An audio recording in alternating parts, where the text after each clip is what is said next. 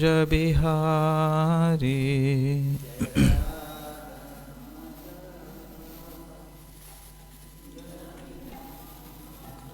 Jaya Radha Madhava Kunja Bihari.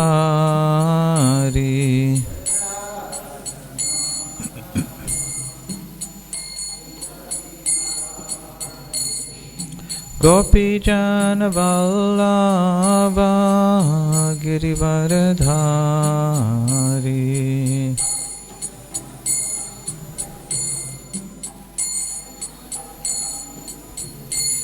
Jaya Radha Madhava Kunja Bihari.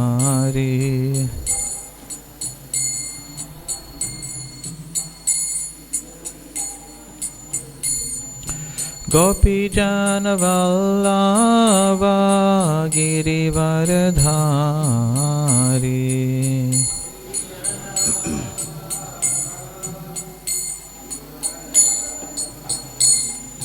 Gopi Jana Vallabha Girivaradhari.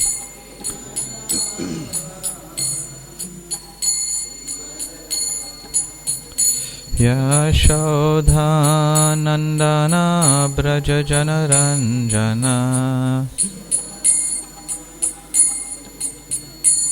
Yashodha Nandana Braja Jana Ranjana. Yamuna Tira Vanachari.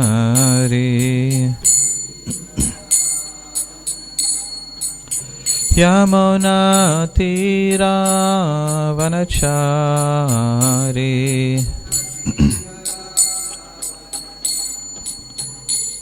Jaya Radha Madhava Kunja Bihari.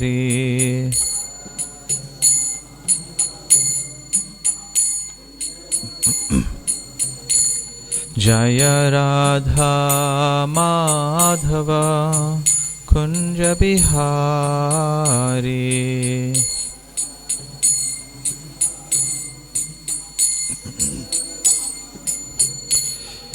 Gopi Jana Vallabha Girivaradhari.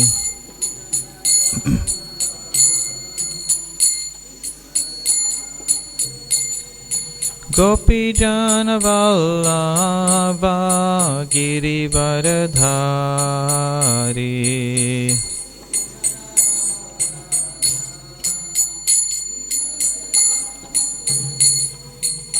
Yashodha Nandana Braja Jana Ranjana. Yashodha Nandana Braja Jana Ranjana. Yashodha Nandana Braja Jana Ranjana.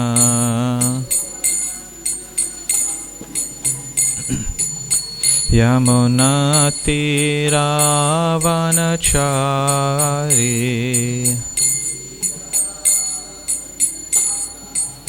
Yamuna Tira Vanachari.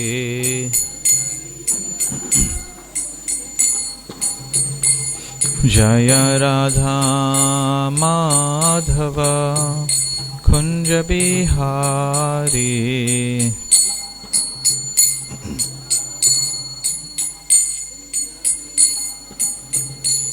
Jaya Radha Madhava Kunja Bihari.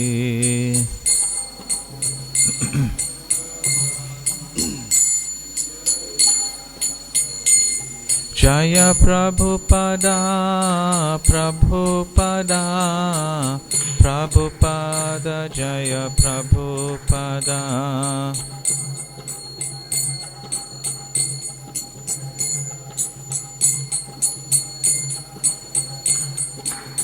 Prabhupada, Prabhupada, Prabhupada, Jaya Prabhupada.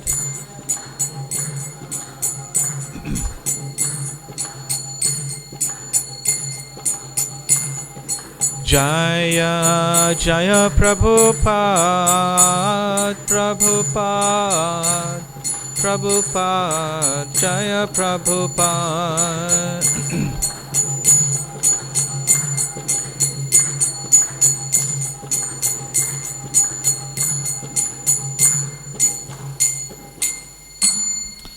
Jayam Vishnupada Paramahamsa Parivrajagacharya Astottara Sata Shri Srimad A.C. Bhaktivedanta Swami Prabhupada Ki. ISKCON's founder Charya Srila Prabhupada Ki. Jayam Vishnupada Paramahamsa Parivrajagacharya Astottara Sata Shri Srimad Bhakti Siddhanta Saraswati Thakur Prabhupada Ki. Anantakoti Vaishnava Vrinda Ki. Namacharya Haridas Thakur Ki. Prem se kaho Shri Krishna Chaitanya Prabhu Nityananda Shri Advaita Gadadhar Shrivas Adi Gaura Bhakta Vrinda Ki. Shri Shri Radha Krishna Gopa Gopinath Shyama Kunda Radha Kunda Giri Govardhana Ki. Shri Vrindavan Dham Ki. Mayapur Navadvip Dham Ki. Ganga Mai Ki. Yamuna Mai Ki. Bhakti Devi Ki. Tulsi Maharani Ki. Samaveta Bhaktivinoda Ki. All glories to the assembled devotees. All glories to the assembled devotees. All glories to the assembled devotees. Gaura Premanande. Om Namo Bhagavate Vasudevaya. Om Namo Bhagavate Vasudevaya. Om Namo Bhagavate Vasudevaya.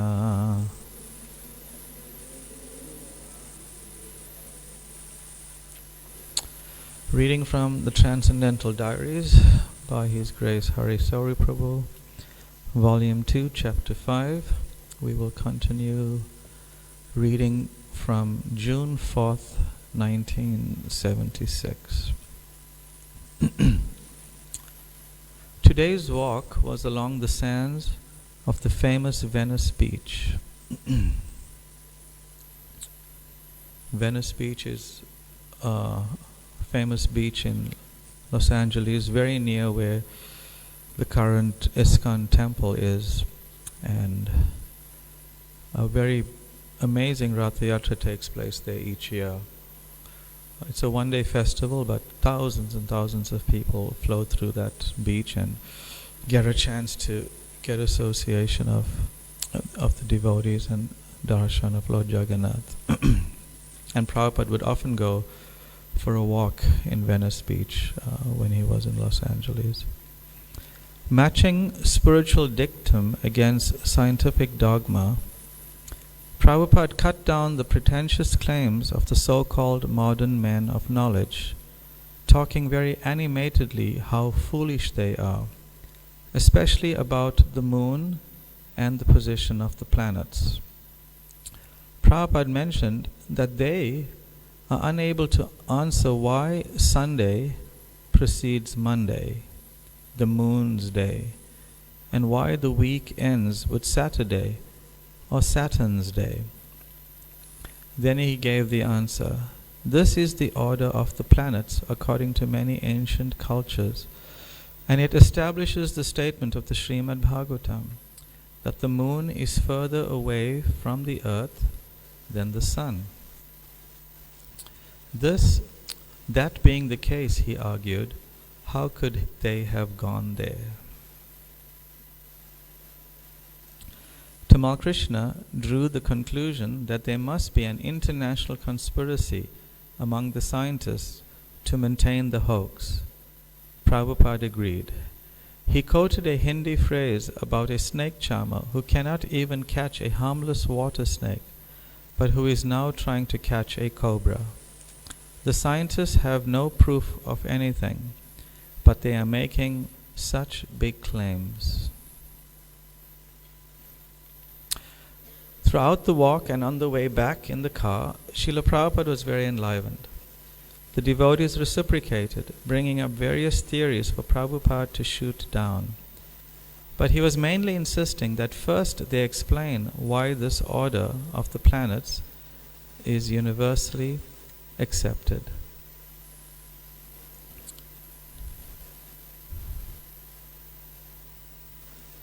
So here, for those of you who have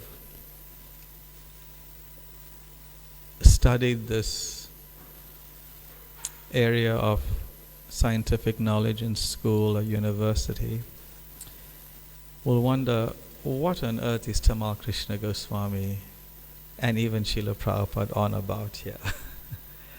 Clearly we know that the moon is not further than the sun, right? We learned that. The telescopes of the world prove that, isn't it?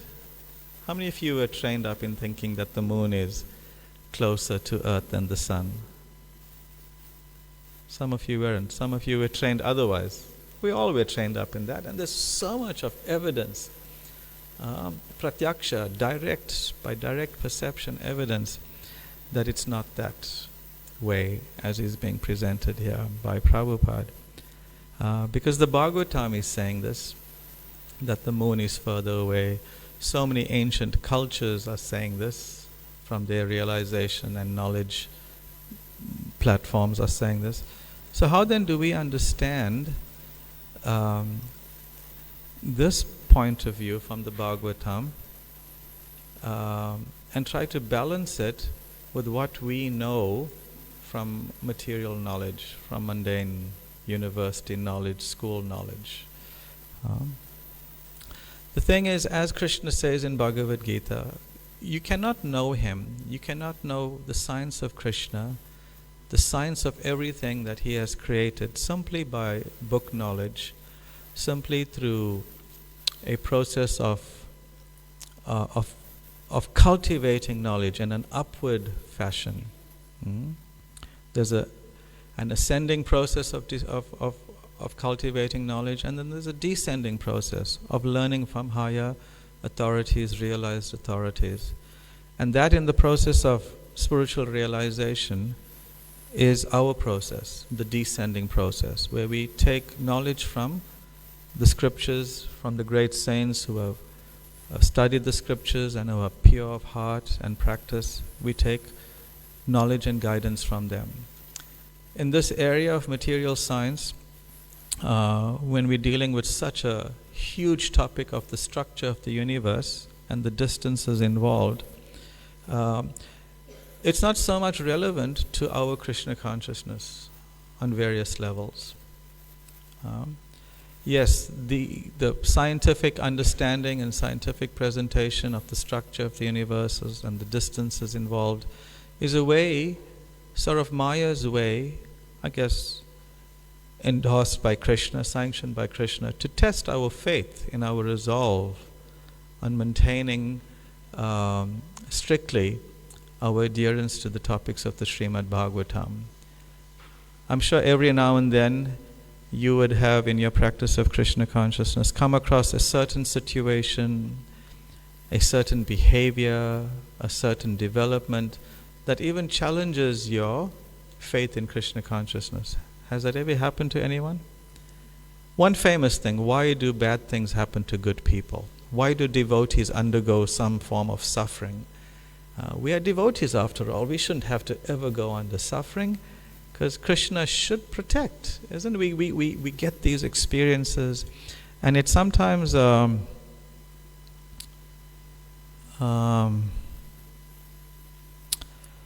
sometimes very bewildering how to understand that. The thing is, in the material world, in the material existence, everything is relative. Everything is defined by conflict, by argument, by debate, by disagreement, by one field of knowledge completely disagreeing with another field of knowledge. As His Holiness Bhakti Chaitanya Maharaj was discussing this verse from the Mahabharata the other day in his Srimad Bhagavatam class, Tarko Pratishta Shrutaya Vibhina, that one is not known to be a great scholar, a great philosopher, unless his presentation disagrees with someone else. Right? We even find in books of science and physics and so on, many of the scientists, theorists, they disagree with each other. And they spend lifetimes. They spend their lifetime, and others who see things the way they do, they spend their lifetimes for generations and generations simply trying to prove the original theory right, and thus disprove other people's theories incorrect. The world now is functioning, abiding by, in some ways, the theory of evolution. The theory of evolution given by Charles Darwin. Again, it is, as the name says, a theory. It's not a scientific fact. Otherwise, we would have been calling it the fact of evolution. But it's theory, right? It's theory. So likewise, we will find dichotomies, disagreements between what's in the Srimad Bhagavatam and what's in material science currently given today. And in time, maybe through sharpened, more improved scientific instruments, maybe Krishna may allow, by his grace, scientists to see things as they are.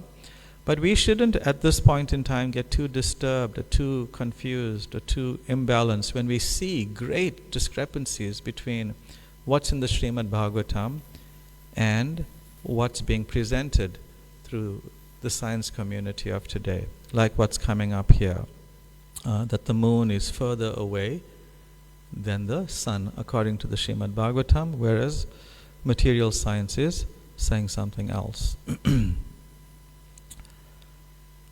In class, this is when they returned to the temple and Prabhupada gives the morning class. In class, Prabhupada strongly pursued the same point. The verse stated that the Vishnu Dutas returned the challenge of the Yamadutas by asking them that if they were genuine representatives of Yamaraj, they should describe what is real religion, dharma. So you'll know this pastime. This is a discussion between the Yamadutas, the servants of Lord Yamaraj, and the servants of Lord Vishnu, of Narayan, the Vishnu Dutas, that were debating what to do with Ajamel's, the soul, Ajamel, after Ajamel had chanted the holy name of Narayan at the time of death, despite being quite sinful in his practices throughout most of his life. But somehow, through attachment to his young child, the youngest child, he chanted the name of his child, which was Narayan. So both the Yamadutas and the Vishnu Dutas came to take him away. So this debate going on, who actually has the right to take that soul away. Srila Prabhupada told us the test of a devotee is whether or not he has actual knowledge. A show will not do. Prabhupada says, Krishna described what is the meaning of dharma. Here the question is, if you are servant of Dharmaraj, then explain what is dharma and adharma. Dharma means religiosity, and adharma means non-religiosity. Everything in this world is duality. If there is black, there is white. If there is good, there is bad. If there is father, there is son. Otherwise, there is no meaning of father. I am father, bachelor daddy. No. If you are father, you must have a son. If you are a son, then you must have a father. If the son says, I dropped from the sky, how is this possible? The rascals say it, that there is no creator. First of all, prove that you have no creator. Your father has created. How can you say there is no creator? Silent. The rascal is silent. You are talking of there is no creator, but you yourself, you were created by your father. So these rascals are talking foolishly, and other foolish persons are accepting them. But we are not so intelligent.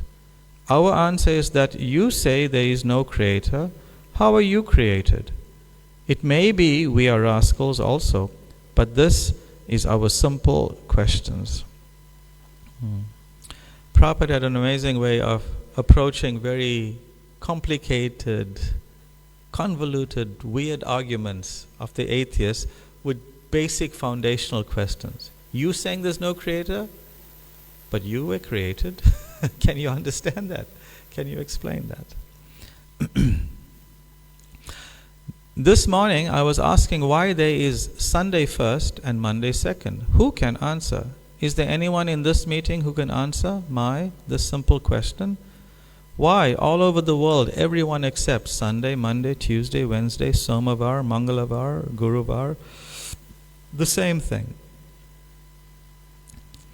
There may be different language, and Saturday is last. Why this arrangement? Who can answer? Is there anyone? I have asked this simple question to so many, even Swarup Damodar, our doctor PhD. He has not yet answered. And I've asked this question to Dr. Wolf also. He's not present here. One of the devotees attempted to answer. Because Sunday is God's day, Sunday is Krishna's day. That is your sentiment. Speak scientifically. Nowadays, the scientific days, you have to speak scientifically. Prabhupada said, still looking for the answer. The order of the planets, another devotee called out. Yes, that is the answer. Anyway, he has got the right to ask that. You are representing Dharmaraj. Prabhupada takes it back to that Yamarajan, the Yamaduta and Vishnuduta question. You are representing Dharmaraj. First of all, explain what is Dharma. Then we shall understand that you are the representative or the order carrier or the servant of Dharmaraj. Srila Prabhupada went on to elaborate this principle of duality and then really moved into high gear in his criticism of the scientist. Quote, we have got two tests. One test is sufficient. If one is not devotee, if one is not Krishna conscious, he is demon, bas. Finished our conclusion. We simply ask whether you are Krishna conscious, whether you know Krishna. I think our Shyam Sundar's daughter, she used to preach. She used to go to any elderly person when she was 4 years old. Quote, do you know Krishna? She said. And the person says, no, I don't know. Oh, the Supreme Personality of Godhead. This is preaching. Finish preaching. A child can preach. A child can understand. Do you know God? No, you are a demon. Prabhupada said the word demon with such an aplomb, everyone burst out laughing. You're meant to have laughed.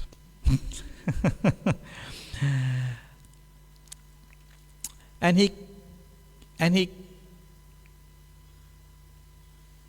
he kept them going with a parody of a devotee approaching a scientist.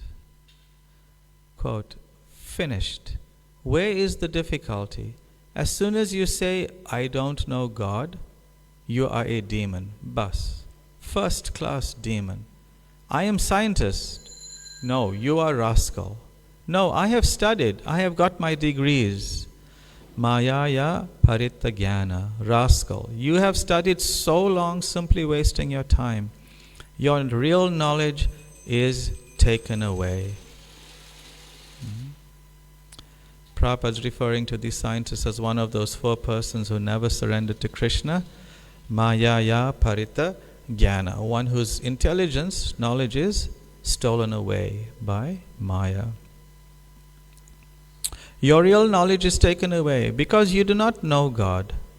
That is described. We have got very simple test in Krishna consciousness movement. How to distinguish between an intelligent man, a rascal. As soon as we understand that he is not Krishna conscious, he is rascal, bas. There is no need of testing. Even though he is MA, PhD, DHC, and so on. Still we shall call him a rascal. This is open challenge. It is not secret. That's strong, isn't it? That's quite like really drawing a line. And a devotee and a demon. Just a straight, hard line. I mean, that was Prabhupada. He had that conviction in him. Of course, when we present that, we have to be more nuanced, I feel personally, more nuanced in a way that we can defend our statements very strongly, not just by our knowledge, but also by our character and behavior. We must be able to do that. This is open challenge. It is not secret. Prabhupada added weight to the seemingly radical conviction with a quote from the great Brahmin Chanakya Pandit. Quote, He very nicely says that rascals and fools must give up. He very nicely says that rascals and fools, we must give up their company. Tyaja durjana sangsargam. No, I have got many friends. They are all university educated. But he says, vidyaya lankritopi san. Even they are degrees of MA, PhD. Even he is educated, so-called educated. He is not educated. Anyone who does not know God, he is not educated. He is rascal. This is our conclusion. Not our conclusions, this is Shastra's conclusion. So he has got so many degrees and he is rascal and he is Durjana, a bad man. Yes, why? Now, manina bhushita sarpa kim asho na bhayankara. Suppose a serpent, he has got a gem on his head. Is it not fearful? Very good example. Suppose a snake comes here and it has a jewel on the head. So you'll all be safe? No, he is dangerous. That is going on. So-called educated scientists, degrees, what are they doing? Atom bomb, kill men. That is their scientific discovery. That you can kill a man with a knife, one man or two men. Now we have got scientific discovery, millions of men in a moment. Come on, that is discovery. So, why don't you discover something that millions of hospitals, diseased men, etc. can be brought into life again? No, that we cannot do. Killing. Killing is going on. What have you discovered? So this is their scientific discovery. Discover something and declare that there is no more death. Here is medicine. Then that is scientific discovery. What is this nonsense? People are dying and you have discovered something to facilitate death? Is that discovery? Therefore they are this snake with a jewel. That's all. They are not gentlemen even. A gentleman thinks that I shall kill so many persons by dropping one atom bomb. I have discovered such a nonsense thing. And they are going on as scientists. So be careful. They are like snakes with jewel on their head. That's all. So Prabhupada breaks it right down to the essence. Yes, you may have developed such a complicated system of knowledge and advancing knowledge and measuring knowledge according to so many degrees, but what is the result of it all? An atom bomb. And what is the atom bomb's purpose? To kill. And so is that very scientific? I'm killing in my crude way one or two persons with a knife, and you are killing millions in one moment. It's the same thing, just in a more polished way. So what is the point of it all? Returning to the text, Prabhupada gave his summary, quote, so here we must know what is dharma and what is adharma. Simply rubber stamp, I am Christian, I am Hindu, I am Muslim, I am this, unquote.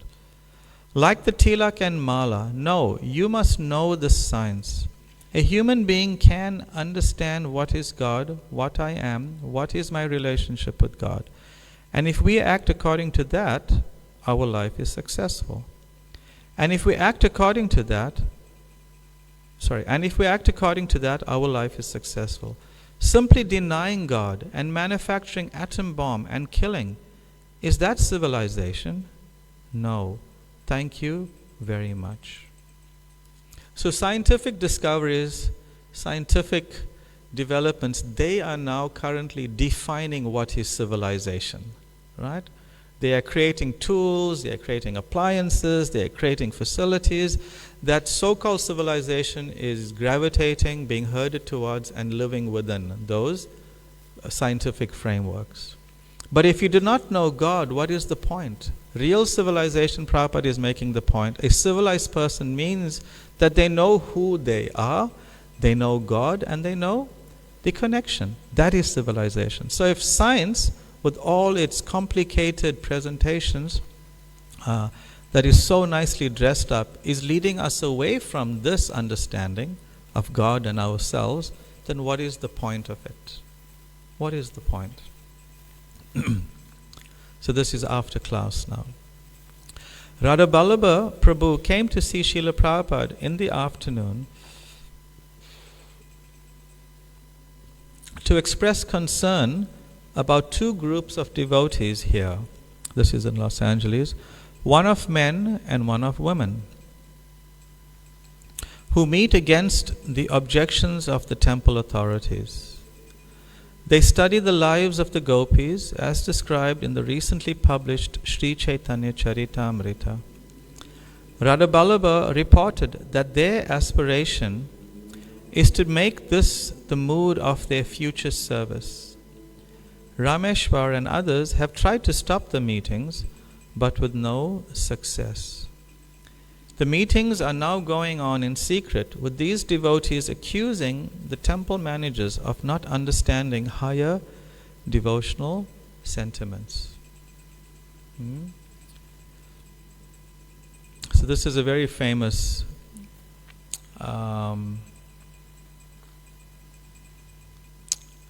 challenge Srila Prabhupada had to deal with in the mid-70s in Los Angeles.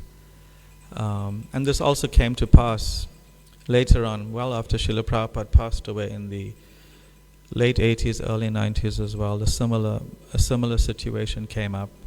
So here Radha Ballabha Prabhu was Srila Prabhupada's BBT production manager in Los Angeles, and Rameshwar Prabhu was the GBC and the BBT trustee, who tried to stop this gatherings of devotees that were specifically trying to read only those sections of the Chaitanya Charitamrita discussing the mood of the gopis and trying to imbibe, trying to immaturely and prematurely even imbibe the spirit of the gopis in them so that they can cultivate their future service, to make that the mood of their future service. And when the managers tried to stop that, tried to restrict that mood, those managers were accused of not understanding higher devotional sentiments, higher devotional rasas. Srila Prabhupada was not at all happy to hear this. He immediately condemned it as Prakrita Sahajya tendency. Prakrita Sahajya means they are pretenders. They are pretenders. He said that to study the dealings of advanced devotees while one is conditioned is comparable to a young boy trying to understand sex life. It is not possible, and he will be ruined. The boy must wait until he reaches maturity, and then sex desire will rise automatically. So before studying the gopis' lives, we must be completely free from material desires. Otherwise, there is every chance of becoming a sahajiya, a cheap imitator. He said that beyond simply trying to serve Krishna and his pure devotee, there must be no cultivation of such desires at our stage of advancement. Srila Prabhupada once, it was in India, and it was somewhere out in some other group's place that Srila Prabhupada was invited to present some programs.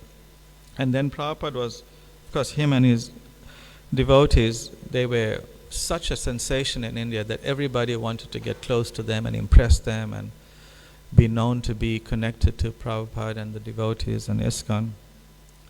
When Prabhupada was sitting in the garden one morning, an Indian man came before Prabhupada in the garden, some little distance away, and suddenly fell on the floor in ecstasy and was rolling about and just like going beside himself in feigned ecstasy, in the mood of trying to impress Prabhupada and intrigue Prabhupada, And all Prabhupada did there was just simply look at the sight and look the other way and carried on chanting. Prabhupada was not impressed at all. Not impressed at all. Another time something similar happened. Prabhupada was asked, what do we do in this situation? Prabhupada said, go and kick the person in the head. In other words, wake him up from this nonsense, get him up. So, like Prabhupada also, we know Prabhupada was on the highest levels of pure devotional service, but Prabhupada was very much composed. He contained his devotional ecstasies. Sometimes it would get a little better than him, get the better of him, and he would pause, he would choke up, he would cry a little, but then he would compose himself. And when the devotees approached Prabhupada, what should they do when he does that, which wasn't frequent at all, Prabhupada said, sort of like feeling a little embarrassed, for the lack of a better word. And then Prabhupada said, but it doesn't happen very often, So Prabhupada's point is that a person who's really on that level will not go to great extents to display that, to show that off. A devotee in pure Krishna consciousness is always in the mood to be more sedate, to be shy about it, will never present it outwardly, especially in an audience of unqualified persons who might not understand, would not understand it. So yes, one must not develop the cheap imitative spirit. Let me dance in this way in kirtan and show off that afterwards, I'll be known as a great devotee. Or let me faint, let me cry in the recitations of the pastimes of Krishna. Or when my guru is singing, I've seen, anyway, I shouldn't have said I've seen, but I've seen devotees they work hard at it. They work hard at crying. They work hard at crying. But then afterwards you see them doing something completely else. It doesn't equate. It just doesn't match up. Someone who really experiences ecstasy is a first-class devotee. Never immersed in any form of sense gratification whatsoever. Yes, in the very beginning, Krishna may grace someone with some feeling. Like we know the story of Dhruva Maharaj in the beginning of at some point in the early stages of his penances in the forest. He got some ecstatic experience, and then it was gone away, and he had to work very hard. So us also, in the beginning, we know one of those kirtans when we first came, it was something else, right? It was just like that first time we had a cauliflower pakora. What happened to us? I want to eat cauliflower for the rest of my life, right? That was our thing. We really got. So Krishna sometimes gives us this to draw us in. But it's not that we can just think, hey, let me now impose it. Ecstasy is not an imposition. It's a revelation by the grace of Krishna. It comes out naturally. And I'm not sure if it comes up immediately here, but at some point Srila Prabhupada met these devotees that were gathering in secret, these men and the women, just to read those parts of the Chaitanya Charitamrita about the mood of the gopis. And as Prabhupada was discussing with them, it's described, here and in Srila Prabhupada's Lilamrita, that Prabhupada's lips were quivering in anger at the mood of these devotees, because they were sort of trying to defend what they were doing and they didn't want to stop. And Prabhupada was so angry for their concern, for their sake, out of concern for their spiritual well-being and safety, that at a certain point they said that Srila Prabhupada, we are reading this specifically because we want to simply develop the desire. And then Prabhupada smashed his hand. He says, desire, first deserve, then desire. Very, very strong statement. First deserve, then desire. Yeah. Continuing, Eugene, the ex-priest, came to the garden. Srila Prabhupada has a very beautiful garden in the Los Angeles temple, just off the back entrance to the restaurant there. Very nice, secluded garden. Came to the garden again this afternoon, but this time his head was shaved and he was wearing a dhoti. The ex-priest.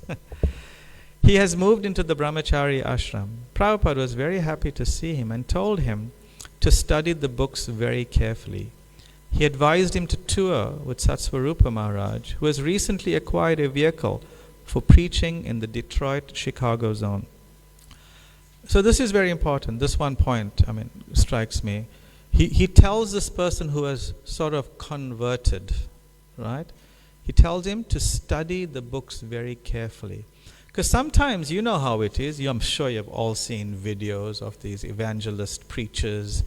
They come before this preacher and he touches their head and they just like kick back in some like fit of like shaking the body and they fall down. And I was seeing one somewhere in the nearby area in Durban, a new one that came up, and this lady just like shouts out some things and she throws a hand like this, and then dozens of people just throw back and fall back in some, I don't know, whatever, like something's coming out of their body and they're getting released or something, there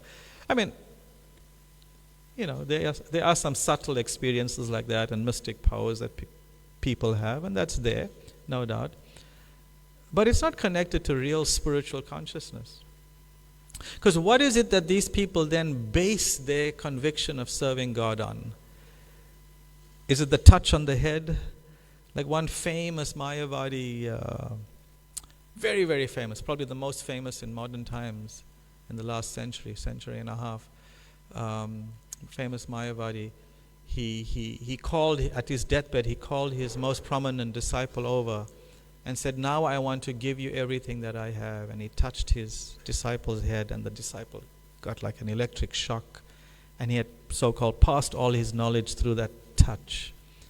And then the famous Mayavadi spiritual teacher was crying after that. He said, "Why are you crying? Why are you crying?" He says, "Now because I've given you all the knowledge and I have none." But where's the conception of Om Purnam Mada Purnam Idam? That whatever, when it comes to something spiritual, it can never be diminished, right? You give spiritual knowledge. Like if I go and preach now, is all that I've preached now I have lost? That doesn't make sense, right? It doesn't make sense. So what are these people's spiritual conviction based on? Prabhupada didn't want this so-called ex-priest to be based on some sentiment. He wanted him to study the books very, very carefully. This is why Srila Prabhupada was so concerned also about his devotees reading his books. He didn't want us to be a society based on sentiment alone, feeling alone, or some feeling that comes from some previous background that we may have shared some similarity with the process, with the expressions, the external expressions, the way Krishna consciousness is expressed. We have Indian-style bhajans, Indian-style food, deities, pujas, lamps. It looks so Hindu. So Hindu people will think, "Hey, this is our stuff. This is what we do. So we'll become a devotee." No. He didn't want that. He wanted us to be grounded in philosophy. Because Prabhupada said, if today they come on sentiment, then what will happen tomorrow? Tomorrow they will live on sentiment, he said. This was his thing. He was very, very cautious of that. Continuing. Jagannath Das, the BBT Sanskrit editor, has just returned from Vrindavan. This afternoon he reported to Srila Prabhupada. Just a week ago, Prabhupada received news that Jagannath and Nitai Das were no longer working on his books. Nitai was also a Sanskrit editor of Srila Prabhupada's. Jagannath informed Prabhupada, Nitai is now the head pujari in Vrindavan. Jagannath had a question to ask. He wanted to know whether Siddha Pranali was bona fide.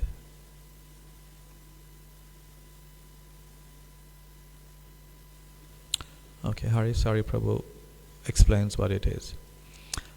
He's now explaining what? Siddha Pranali. Although this is a very elevated form of spiritual practice, Siddha Pranali, there is a concocted initiation rite going on under the same name being given by bogus sadhus and babajis in the Vrindavan area. In Siddha Pranali, in it, a person is told what his name and original spiritual form is in Goloka Vrindavan. The initiate then practices being a gopi, a peacock, etc., while still remaining habituated to material impulses. Thus, the ritual is a mockery of the authentic process, or worse. So there is an authentic process called Siddha Pranali, where a truly self-realized spiritual master, a self-realized devotee, can look at us, get to know us, and understand what is our original spiritual identity in the spiritual world.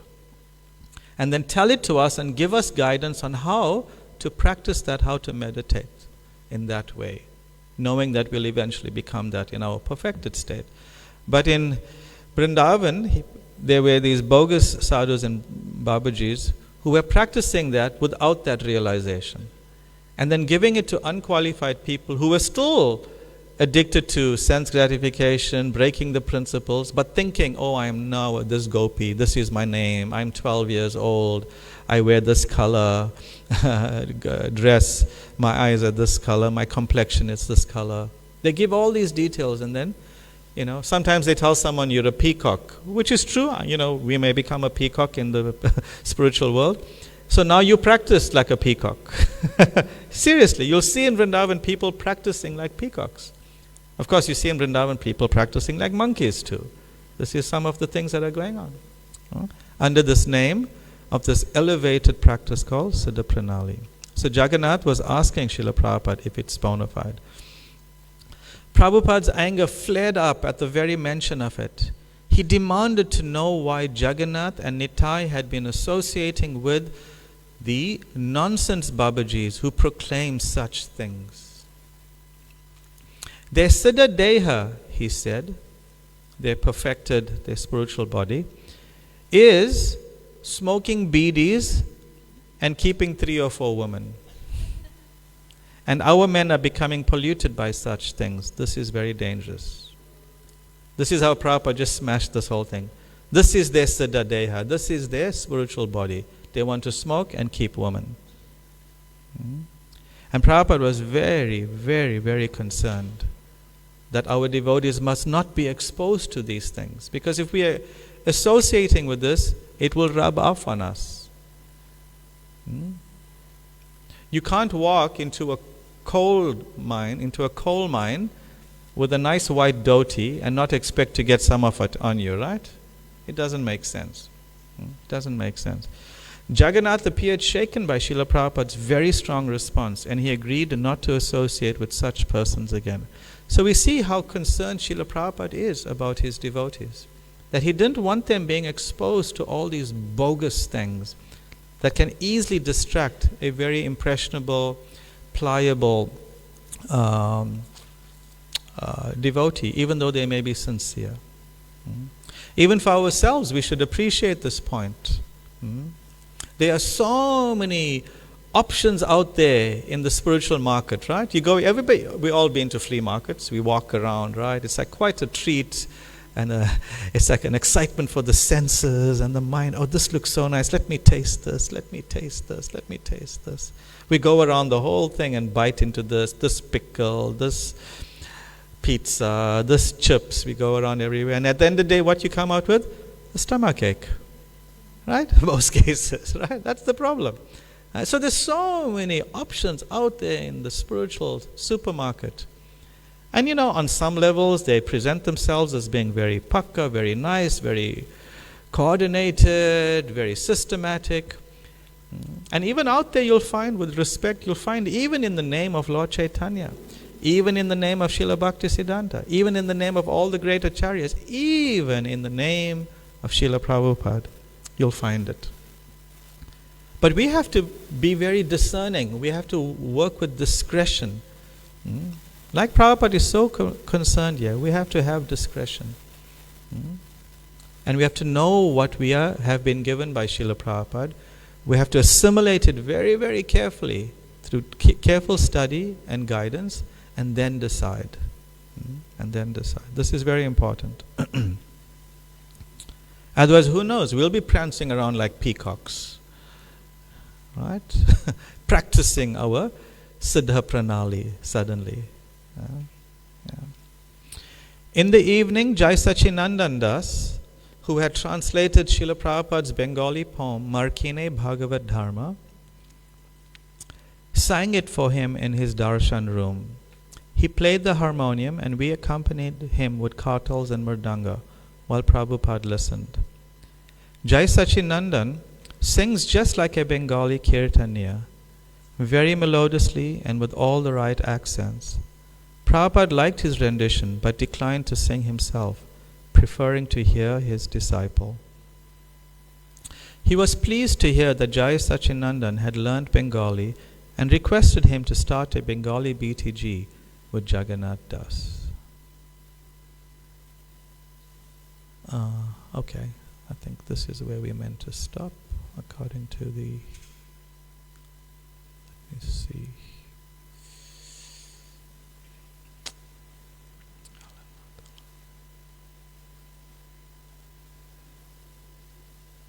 Yes, this is where we meant to stop. Okay, thank you very much. Are there any comments, questions from anyone? So please, we don't need any artificial peacocks in the temple. We used to have peacocks. We loved them. They were beautiful to look at. But boy, could they mess. Very smelly messes. So if we start pretending like peacocks, it'll be a very, very smelly mess. Right? So please don't do that. Let's be very, very much guided by what's in Srila Prabhupada's books and follow him and his authentic representatives. Jai Srila Prabhupada ki, Jai Transcendental Diaries ki, Gaur Premanande Hari.